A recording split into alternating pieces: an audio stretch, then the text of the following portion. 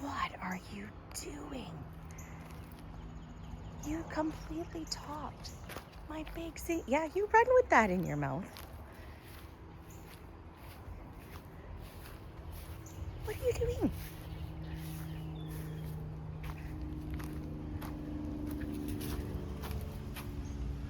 We gotta patch that up.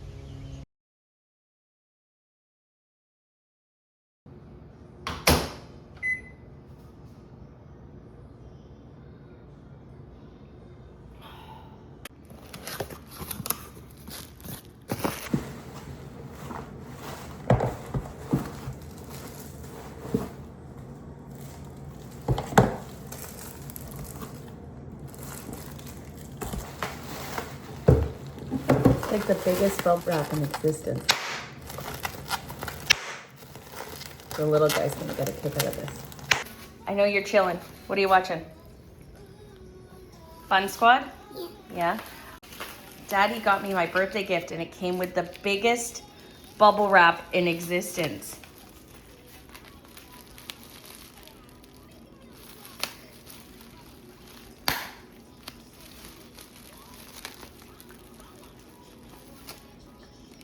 I gave you this. It was my birthday yesterday, 42. Like, where did that time go? So my husband was darling enough to order our family a new camera. Not only for like videos like this for you guys, but also just our family videos. Our phones fill up so fast. Obviously the boys compete so much and we record all that, same with all their lessons. So this is gonna be helpful. So I'm gonna take some time this morning to get accustomed to this new camera, and then I'll take you out to the garden and I'm gonna show you our August garden tour. I'll show you what's going on around it, but also just regular life. This summer has been so busy. And so there's like real life living in the backyard, and we have family here this week. We have our tomato taste test party coming up. So you'll see in shots, we have tomatoes literally everywhere, including in my house, not just the garden. So I just want to get things tidied up. The garden's doing what the garden does best. It grows itself. I've hardly been doing anything aside from some tomato pruning. I need to get ready and have this coffee. But yeah, let me bring you along. You can kind of see the day-to-day, and we'll test out this new camera together. One of the perfect spots to test this new camera is right out front because of all the sun. Now, we've had a ton of renovations, as many of you know. What a change. Just amazing. We had our deck built by a lovely local contractor, Andrew at Straight Edge Carpentry. Shout out to him. He did a fabulous job. Marco and I tackled the pathway, and we've never installed a pathway before like this. And of course, I picked one of the hardest patterns, the herringbone, but they're also, apparently it's one of the strongest bricklaying patterns in the sense that it won't shift much. We got rid of the garden bed that was here. We use that soil to overseed the lawn. The little green sprouts that you see are all clover. The reason why I chose clover, it's not a native variety by any means, but it's gonna grow much better up here as a lawn because one, it doesn't have us mowing nearly as often. Two, bunnies prefer to eat clover than my gardens, or so I've found thus far, so I'm hoping it stays the same. And three, it'll still give pollinators food, right? Even though it's not a native variety, they still will enjoy the blossoms that come from clover. Anything that can help us keep a space for the kids to still play on, to still train on, and have us not mowing nearly as much is a win for me. Down the center, we used to have that white picket fence. It's now gone as well. It didn't seem to match the deck as much as we wanted it to. So we took that down. The kids were breaking it with their soccer balls anyways, let's be real. And what I'm gonna do is install a hedge of smooth rose, which is a native variety. My parents used to have it up at their farm and it's just beautiful. It makes lovely rose hips too, so we can still benefit edibly from that plant, but also the pollinators will love it. And I think it'll just look gorgeous. It'll add lovely spring greenery, but also those blossoms throughout the summer, and then the rose hips in the fall. It'll be gorgeous. More chaos, because this is real life. So still more to clean up from the project. We do have one single thornless blackberry plant here that is immense. You guys see this one too? Like, holy smokes. Each and every year it's going to give us more and more blackberries. This year they're starting to come in. We've had 3 ripe so far, and they're so good. They're that perfect balance of sweet and sour. I just love it. So we have raspberries all of July, and then we have blackberries start in August. I just love that succession of food coming in. It is perfect. I'm going to take you guys to the back now and see the big gardens. Hello! These guys saw the new camera. They've been chilling to some cartoons while I film. No, honey, we can hold it later and play. Where'd the littlest dude go? Oh, there he is. The littlest dude? I think I hear him. Do I hear him? Oh, he's in the washroom. That's fine. Let's go to the back. Do you guys want to go to the garden with me? No. There's tomatoes to harvest. No, you just want to take advantage of the tablet time? They want to go to the library later today. Summer is long, and they don't get their tech very often. But when there's mornings where Mom wants to play, Mom will play and occasionally give them a tablet, one of those digital babysitters. All right, let me show you from the deck exactly how the garden's looking.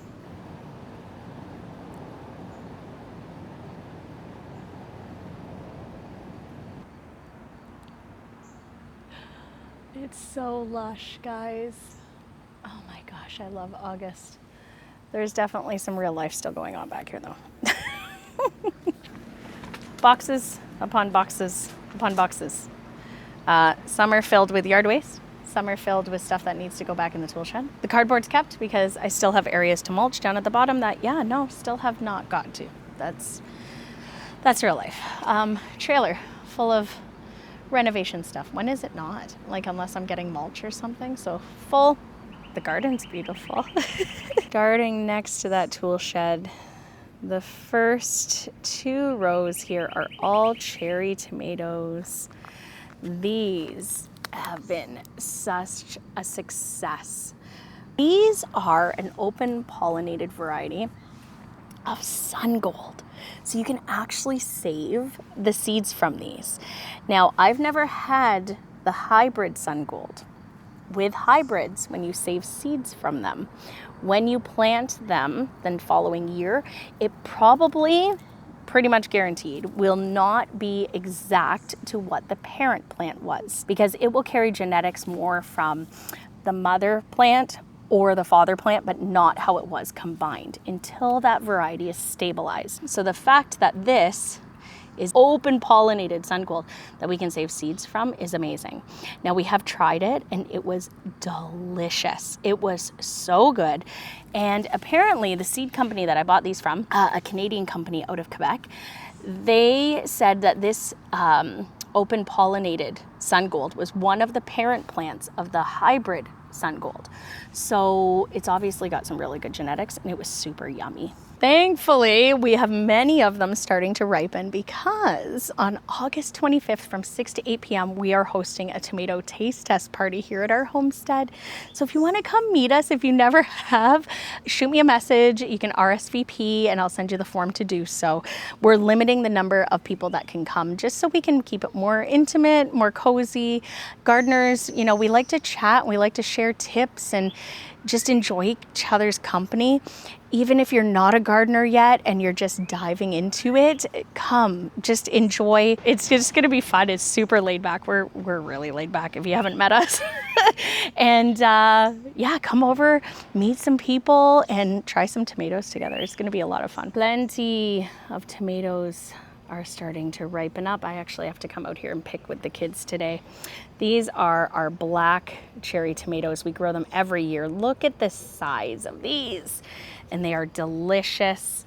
Again, those sun golds. So good. We also have the champagne cherry hiding in here. This guy. So lighter color than the sun golds, but super, super yummy. We have supernovas. very productive. We have a few that are dwindling away, and it's because of this lovely white mulberry tree that just towers over this area. It causes a ton of drought for a bunch of those tomatoes, as you can see at the very far side. So next year I'm not going to plant over there. And if I do, I'm just going to load it with so much compost first that it will hold more moisture for me, because I am not the type to come out here and water my garden every day. I don't have time for that. The bottom 2 rows here are all Roma tomatoes. So they're determinants. So they don't grow throughout the whole season. They just produce their fruit all at once and then they're done. Unlike the cherries that you can see towering there, they're indeterminate, which means they will keep growing and producing all the way to our first frost, or whichever frost takes the plant out. So always research what style of tomato you're growing, because the style will determine, if you choose to prune, how you would prune it. The middle section here is again all sauce style, all paste tomatoes. So we have banana legs, we have Amish paste, and we have San Marzanos. They're all doing fantastic. Our slicers this year, they are huge and just so delicious. We've already had some. First bed here is our trial tomato bed. So all of these we have never grown before, and I've labeled them with beads, which is so fun. The kids had fun making these with me. So this is called Tiffin Mennonite. So far, so good, friends. I just hope it's tasty. The yellow ones that you see are varieties that are often grown at the base of Mount Vesuvius in Italy, and they are known as long storage tomatoes. Now, I popped them in the ground at the same time as all the rest of the tomatoes, because I wanted to see how the flavor is and what they taste like. But you're technically supposed to plant them mid-season. So majority of their green tomatoes are formed and ready for harvest at the end of season. So you can hang them up inside and it will give you a longer storage of them fresh. And you just hang them on these bits of twine off a hanger, and you can have fresh tomatoes throughout the winter. Fresh, they did taste great. These ones were actually a little bit smoky with their aftertaste, which was so cool. You can see them here, they're a decent size. Not too seedy, juicy, great tomato. I dehydrated some as well to use as sun-dried tomatoes, which will be great. But again, for storage, I don't know yet. It does have a thicker skin, and they say that that's why this variety allows it to last longer in storage. So if you don't like that thick skin, it might not be the variety for you, but to have fresh tomatoes in the middle of winter, oh, guys, like it could be a total game changer just to have them hanging in my kitchen window, and I could pluck them as I cook all winter long. Yos, what's up? Where are you? There you are. What's up? We're gonna go to the library soon. We're talking about tomatoes. Do you want to come show them the giant ones? I don't like tomatoes, for sure. Yeah, he doesn't like tomatoes, even the homegrown. All right, number Okay. one's got the camera. So, these tomatoes right here are called Black Beauties. They're pretty big. And they're not fully ripe because there's still some green at the bottom. I'm pretty sure they're supposed to be all black, right? No, they get red at the bottom. So it's red at the bottom and then black at the top. So these aren't fully ripe yet. Whatever. All of these are Black Beauties, I think. And then down here, some really cool ones. They form really weird. Here's one that's turning They're pretty reddish. cool. Oh, this is one that's Again, you can't go super close, it'll get blurry. black and red. Yeah, This one's ripe. not yet. Almost ripe. Almost right. And then there's these tomatoes down here. What are the name of these, Mom? That's a great question. Those are Granny Cantrells. These are Granny Cantrells. Cantrells. Yeah, that's the name. Oh no! Something ate it. We didn't pick it in time. I wanted to pick it last night too. No. Shoot. That's unfortunate. That really sucks. All right. But Not for me, because I don't like tomatoes, but yeah, I guess, but for those of us that do, right? yeah. He's going back in. He wants to really get to that library. So I gotta finish this up. I gotta go quick. We try to pick our tomatoes when they're just blushing. This is actually a little further ahead than what we like, because if we don't get them in time, they start to get nibbled on, which you can see here. Looks like slug damage. The difference on these tomatoes though compared to the others you can see is I've pruned them a lot. So majority of these tomatoes are indeterminate varieties, which means I can prune them like this. If you have extreme sun in your garden though, you will want to keep some leaf coverage over the tomatoes or they can get sun scald. Back here I don't get enough hours for that to happen.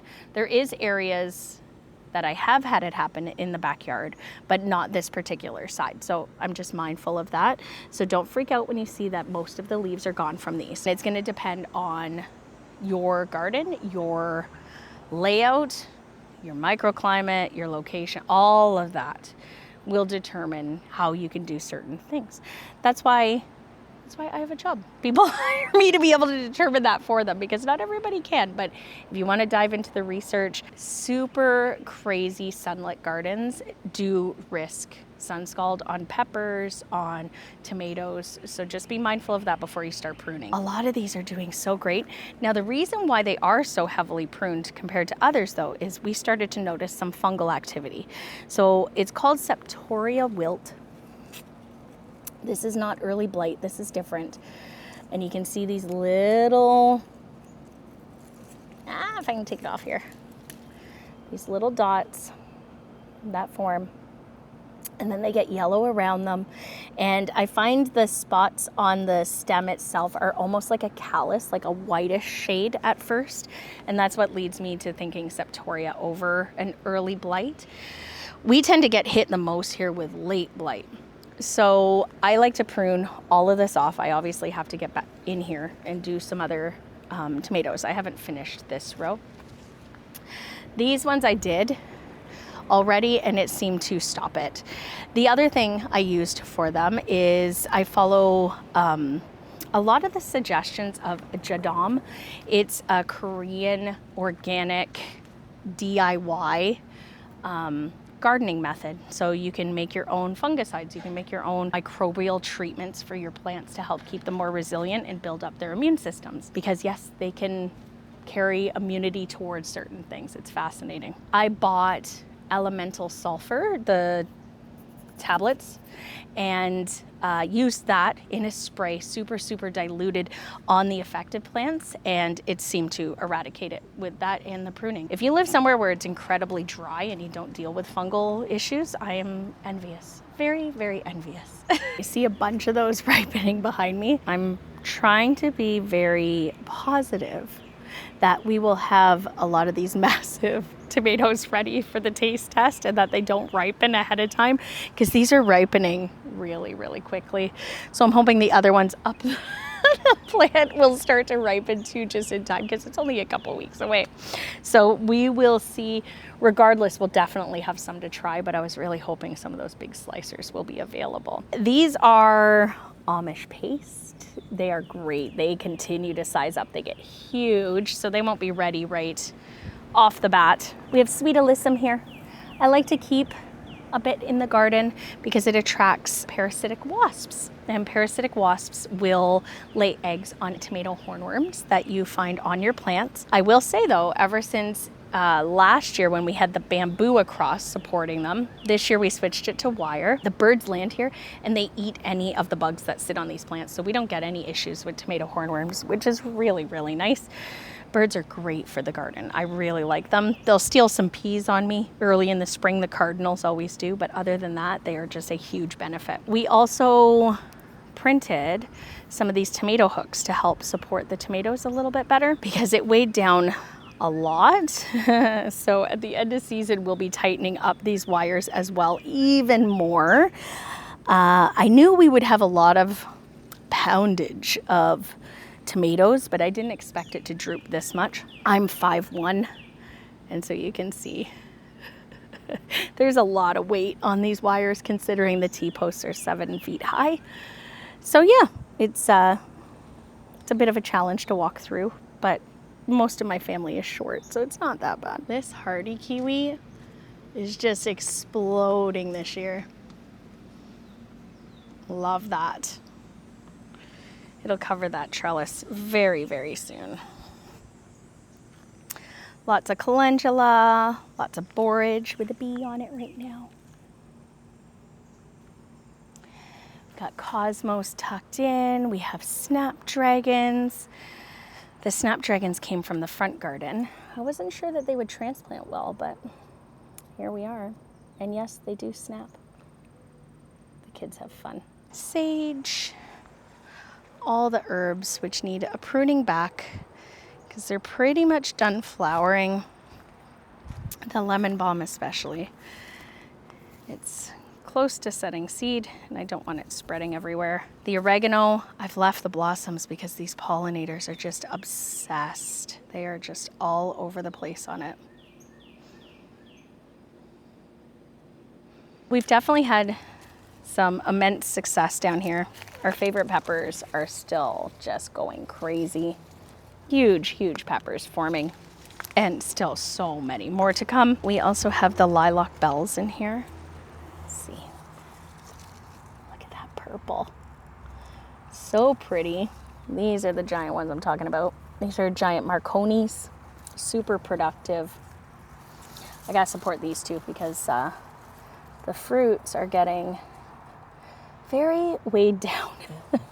They're weighing down those plants and I don't want them to snap. We have shishitos, productive, delicious, one of our favorite. On the end, we have stevia.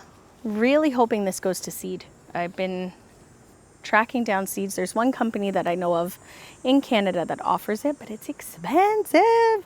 So when I found that at the nursery for $5, I was like, that's cheaper than the seed pack. I'll pop it in and hope it goes to seed so I can collect my own seeds. Cucamelons. Such a fun garden snack. Yummy. Fall beans are coming up. We have pak choy planted in here as well as something. Beets. Planted beets in there. I've got beets in here too. We've got beans here and we have dwarf peas coming up for fall. August is a great time, guys, to get some early producing or fast producing, I should say, crops in the ground because we always have open spaces. So a lot of these onions are done. I knew I wouldn't have a massive onion harvest this year because the critter, whatever it was, ate my seedlings as they were hardening off. So they were just little stumps when I put them in. But I mean, this is better than what I expected. I didn't even think they would size up to anything. So we gotta get those out. But that's the thing, when certain crops finish up, you have room for other crops. Cucumbers, they're coming in. We've had some big ones, but not many. I do find our cucumbers prefer to produce like late August into September. The heat waves, they hate the heat waves. And we always have cucumber beetles. So that's not fun. They infect my plants and then some of them wilt away. I do get a lot of messages, and especially my consult clients that are like, why isn't my squash growing? What's going on? And it's always this time of year that they throw off immense growth. 2-3 weeks ago at the most, this was maybe here. And now it's taking over the whole thing. And by September, it'll just be covered. Tall garden phlox is always such a favorite of these giant bumblebees. I didn't buy this plant. This was given to me from my neighbor across the street. She has these beautiful perennial gardens and she gave me that. And it's the perfect little pop of color. It fills a spot that I have nothing else to grow because it's like literal ground under there because it's between a bucket and the raised bed. So it just filled it really nicely. Ground cherry, a cucamelon that's been baking in the sun. I'll give that to the critters. More cucamelons. Zucchini, so it's growing up and up. Surprisingly enough though, we have not had a female zucchini yet. It's an odd year for zucchini here. I have to tie that up, but hopefully, just like the other squash, it'll be like a September thing. The strawberries that our third born, who loves the tomatoes, planted, they're doing great. They're already sending off runners, so that'll be all set for next year. These beds, they always look disheveled. They stay pretty dry here. Gets all this covering from the trees, so it hardly gets any moisture over here. This is lettuce going to seed, so that's why it looks like this. We have arugula popping up. We have kale planted in here for fall, which I'm waiting for. And then I don't think I put anything in here yet. Yeah, I don't think so. Did I? No, there's no way I did. I think it was just those 2 beds. That's my life, guys. I can't even remember. You can see the fruit trees are taking off considering how much I pruned them. If you go back a couple videos, it's insane how much these have grown. The clover that we overseeded in here is growing. I just have to mow and weed whack. The impatiens. I love this pop of color over here. So nice. Cosmos. Bunkie is not done yet. That is busy life. We put a pause on this in order to work on the pathway. Now we have to finish the outside before we start tackling the inside, but it will get done. It absolutely will. My parents were nice enough. They had extra renovation material from their own projects. So we have some paneling to finish the inside with, which is great. We have peach tree. It is looking fantastic. Look at that open center that's forming from that early hard pruning. It gets it right off to the perfect start. Lots of zinnias, cosmos, more phlox that we had at the front.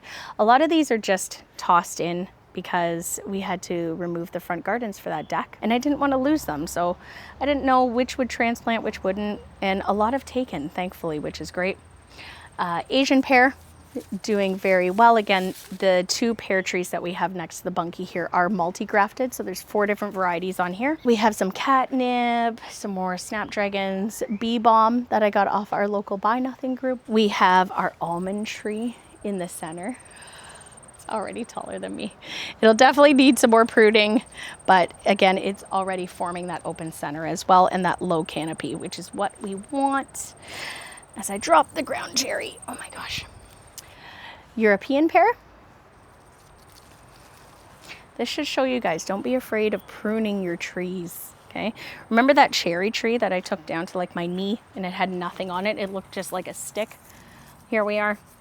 It did have some aphid damage, that's why it's got the curls, but that won't kill the tree. We deal with that every year on our established cherry tree, and it breeds ladybugs like crazy. Ladybugs are hugely beneficial to the garden, so I like that we're helping in that regard. Look at these sunchokes, guys. Isn't that insane? We are gonna have so many. No blossoms yet, which is good. They come in September, so I'm in no rush. It usually means fall is here when these start blossoming, but they smell like candy. So I can't wait to smell that once again. The established cherry tree, I did give it a summer haircut.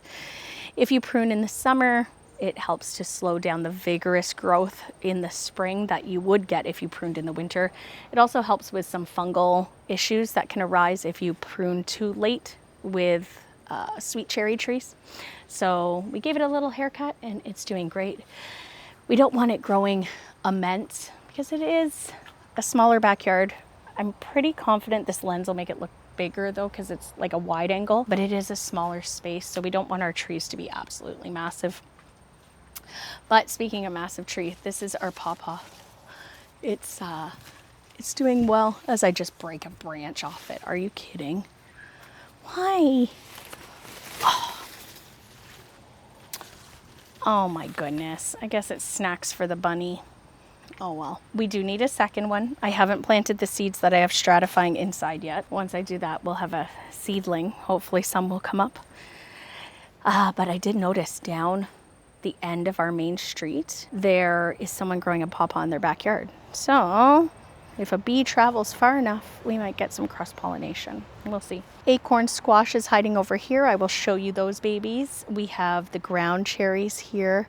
Again, I'm really thinking these are the large Cape gooseberries because they're so big. We did support, finally, the grapevine. So there's wire in here. It's going to grow across because I'm not going to grow these here every single year. I might put something more dwarfed like the acorn squash, might do carrots again. So the grapes will have a permanent spot there growing across. and be trellised, easily accessible for us to harvest. Keeps them off the ground, which is what they definitely need. And will provide shade as well for anything that is growing under there. So maybe I'll do my lettuce down here and my spinach. That could be really nice, but I'll have to protect it from the rabbits without a shadow of a doubt. They will gobble that up. Before I show you the acorn squash, here's the other peach tree. So it did start to come back to life, which is so cool. The company that we worked with, though, I sent them the photos when they asked for photos, and it was still not showing any growth. So they did put money on my account as a warranty, which is so great.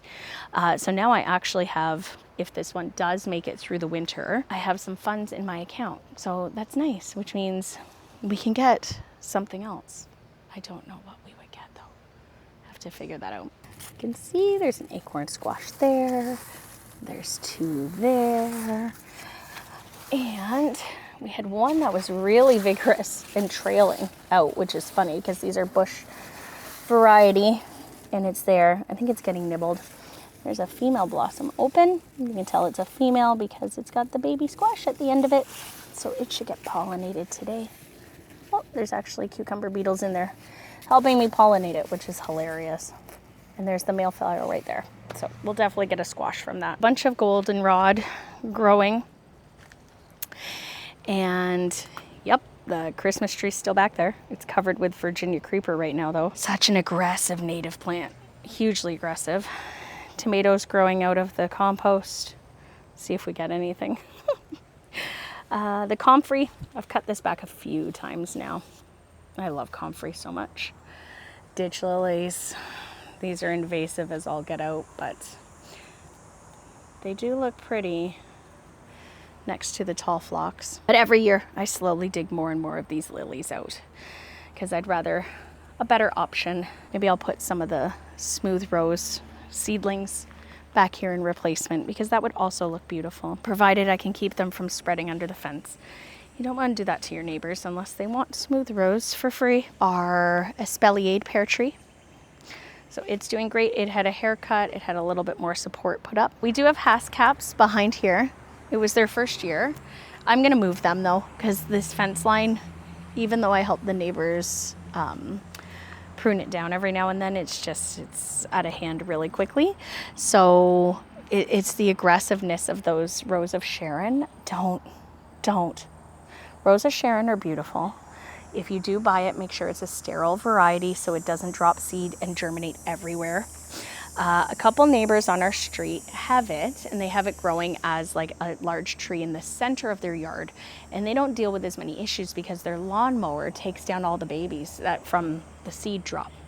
This, however, because it's next to a shared fence line, it becomes a little chaotic. So as gardeners, just always be mindful of what you plant, especially if it's on a shared property line. You don't want things being aggressive and spreading in that they don't want. So just be mindful, be respectful. The hascaps I'll be moving for sure. I might even move the gooseberry. We have a gooseberry plant down here. I might move it out and keep it more towards this garden bed, I think.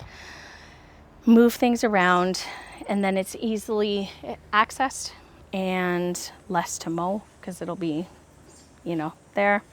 Speaking of mowing, I definitely need to mow. I hate mowing. I thought this nice clover pathway would be so nice, and it is, but it's still a little too much for how busy life is, at least this summer. 4 kids at home for summer break. And I find, when they were little, I thought it was so busy. But when they were little, it was so nice in the sense that they would be up really early. We'd be done all the chaos of getting ready for the day, all that by 8 a.m. So if not 7 a.m. And so then we'd hit the library for most of the morning, come home for lunch, have an afternoon nap, right? Because they were little. Or they'd stay, the ones that didn't want to nap would just stay in their rooms reading. And then my husband would be home from work. My husband switched jobs, switched companies 3 years ago now. And his hours run much later. He used to be home no later than 4 o'clock. And now it's 5:30, 6, which is obviously common, but he also starts at like 6:30 in the morning. So it's a very long day for him. It's also means that I have more hours to fill with the kiddos, because right now, with how their ages are, I have 2 that wake up bright and early, and I have 2 that like to sleep in closer to 8, which is great. But it delays that start of the day, and it just makes it really tough throughout the summer to get projects tackled. You know? I don't know. Thanks for listening to me vent. It's vastly different this summer. So that's why things in our own garden space have become more disheveled to my eye than what I would like. That's why one of our tomatoes got eaten by slugs. It happens even to the best of us, even to those of us who do this professionally. This is real life. But there's some things that we put in place from the start that makes it manageable if I don't get to it. So because we did no dig around these, you can see that the weeds and the grass is all staying to the pathway. So when I come down here and I have a chance to mow and weed whack, it's not like it's going to be just, I have to weed everything. That's not how that's gonna happen. I'm just gonna weed whack and mow and it'll be done and it'll look great again. There's certain things that I teach my clients that beforehand, this is what we're gonna do, so that way it keeps it maintained and relatively easy for you when life gets crazy, because it does. Life can just flip upside down, and you don't want to come out to your garden and be like, I am never gardening again. This is insane. It's an absolute jungle. So there are things you can do. All these gardens here are treated in the same manner. So they're all formed either in a no-dig style, where we use sheet mulching with cardboard and built the gardens on top of that, or we just focus on the no-dig style in the raised beds. So that way it limits weed growth. Is there still some weeds? Yes, but it's very, very manageable. For instance, these garden beds here, you can see all the Norway maple keys that have fallen from this maple tree down on here. We have not, I haven't weeded, I haven't done anything with this garden, and you can see nothing's growing in it. Just, it's not like it's filled with weeds. Same with the lettuce bed. So this lettuce has been here since spring, and it was really heavily sown inside. I can see one weed right in the center amongst it all, and that's about it. You might see more if you spend some time. But it's not like I have to come out here and weed the whole thing once that lettuce is done. It's nice to grow in a style that it keeps it relatively maintenance free. I'm not lying when I say I haven't watered any of this. I haven't. I timed putting in my seedlings when we got a fresh rainfall. And then the soil structure, because I don't damage it, I only add to it. It just holds the moisture for me, and I don't have to do anything. It's great. Now, will that be the same for everyone? No.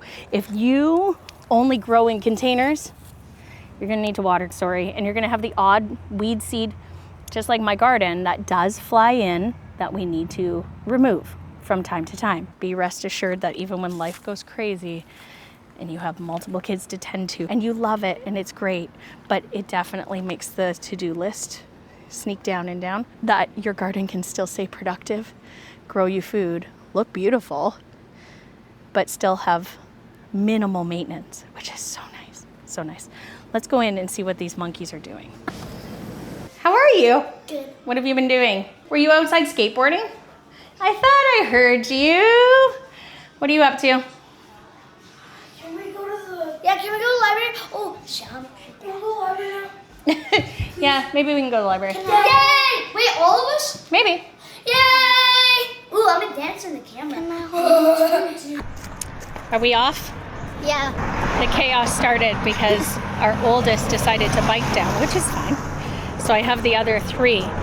But I go to put my shoes on and the oldest stole my shoes. Or did he borrow them? Should we say borrow? Yeah. Which is, uses them from... yeah, because that's the trouble. As they get older, they get to be the same size as you. And they wear your stuff. I should wear his stuff. Can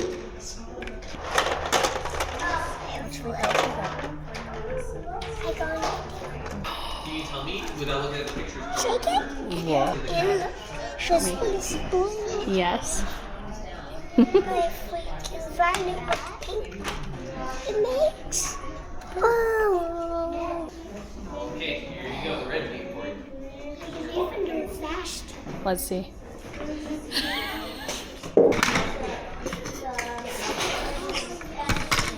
Breaking my truck. It's because we'll get it bad. What do you mean we're gonna battle? You know this is a flying truck, right? How do you have a flying truck? And I'll make it to shoot fire. Okay.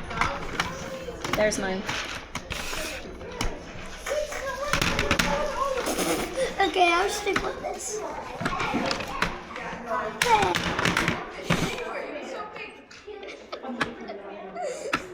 You.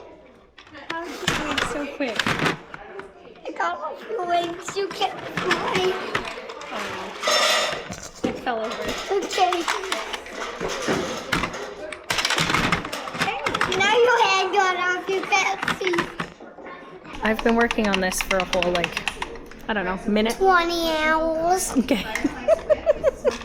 And he thinks his little truck here is gonna take out my giant creation. All right. On your mark, get set, go. Well, that was easy. You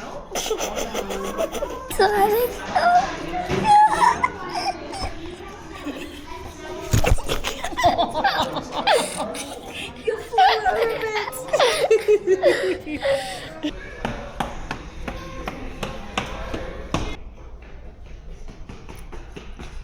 Did you get a drink? Yep. Okay. You want to read the books you got me? No, I got Wait. a shrink. Octopus. Oh, is your face wet? Okay, let's read. Its arms and tentacles gracefully curl and stretch. The enormous creature explores the deep sea looking for something delicious to eat. All right, new books in hand.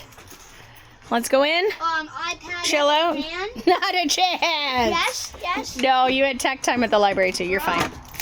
Man, those digital things, they're addictive. Very addictive. The camera is small. Yeah, it looks cool, doesn't it? I like this little gizmo. I think we'll be able to capture much more because you can hit a button and it just instantly captures within 1 second, which is so cool. Okay, bye. Can I smoke? Now it's the, yes, Yeah, one yeah, moment. no. Now it's the rush for snacks.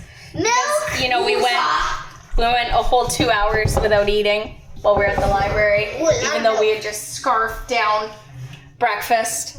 Whoa, whoa, whoa, friend! Camera, look how much milk I got. Look how much milk I got. We just spilt it on Mom's arm. Well. Rude toot, dude. Rude toot. All right, I am gonna sign off. I hope this camera has done justice because I think I like it. I'm gonna go out. He's gonna read his new books. I'm gonna go out, watch this little guy skateboard, probably grab a coffee, and then get on with regular life for the day. I hope to capture more of these moments and woo, you okay? You took a little tumble. We're gonna sit out here, enjoy a drink of milk. I really like this camera. I'm really hoping that the footage is clear and beautiful because it is so easy to just capture a moment.